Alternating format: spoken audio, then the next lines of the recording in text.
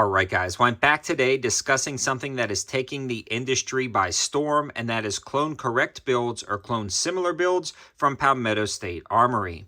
They have everything from the classic M16A1s and A2s up to the more modern M4A1s and even M110 similar clones available from PSA. If you're interested in any of this stuff at the end of the video, now is a good opportunity to grab them because I'm strategically releasing this video in the midst of Black Friday and Cyber Monday, where there was a lot of really good options, and those options can be found on the campsite page. The campsite page is an aggregate site of all the best info I collect as well as deals, and it will be linked in the description below. There's also a few other companies that I'm going to talk about, like the Optics Planet Black Friday sale on some very interesting optics that would pair nicely with these setups. What I'm going to do is talk about some of my favorites that are available from PSA, ways to save money, options to grab them, and how these actually function down at the range and whether they're worth your time as a practical rifle or just a novelty. Spoiler alert, they function absolutely amazing and they are the bomb down at the range. But let's dig in, starting with some of the Harrington and Richardson builds themselves. Now, just like everything else from PSA, everything I'm going to discuss today is available as a complete setup, as you see here, or as a complete upper assembly and a complete lower assembly where you can mix and match and really modify what you want as you go forward. Now, the cool thing about the Harrington and Richardson ones are they really are Harrington and Richardson. So when you're looking at the H&R lowers, they are made by Harrington and Richardson in Colombia.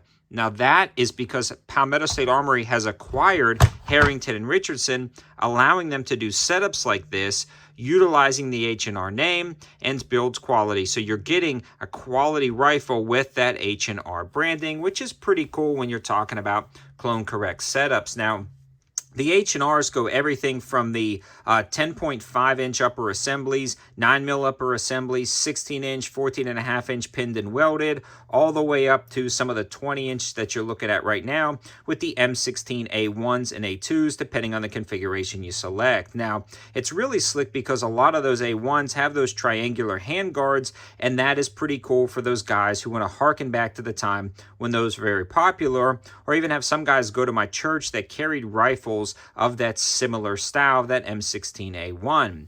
Also, a lot of guys, when they transitioned out and started moving forward in different drill rifles as well as different practice rifles, utilized the M16A2, and that's what you're looking at right here.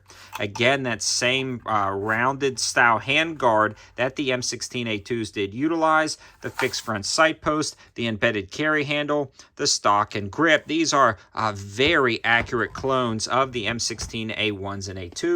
And again, you can start digging into the shorter versions, the 9mm versions, and you can grab them as complete lowers and complete uppers to mix and match. And there's a lot of free shipping right now on some of those lowers and uppers. And again, you can find that info over on the campsite page. The next that I want to discuss is actually another one of my favorites that they're offering, the M4A1 setup. Now, I got this as a complete lower and then as a complete upper, kind of taking advantage of that opportunity. Now, a lot of this stuff was sent out to the channel by PSA, so a huge shout out to these guys. But over the past few weeks, I've been running this one hard, and it works out great.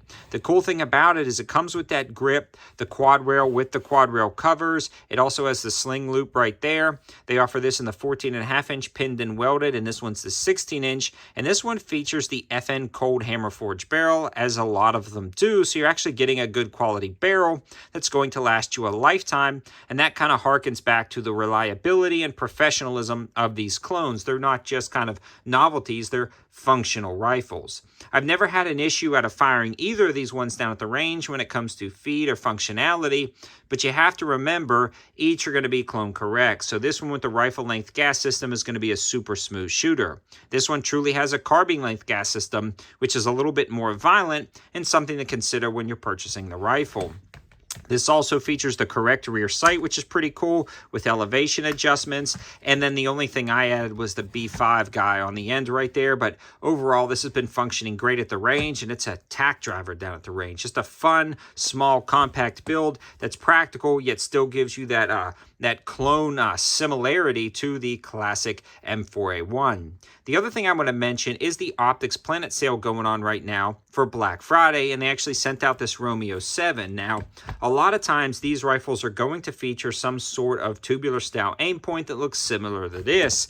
And getting back to that feel without dropping a ton of cash, these are great optics that just made up perfectly for a clone feel. Now, obviously, this is not clone correct, but it's a nice option and it gives it that feel of having that aim point until you can afford one, or just run this as it is. And it's a great setup. It just feels good down at the range, and these can be had for very affordable prices.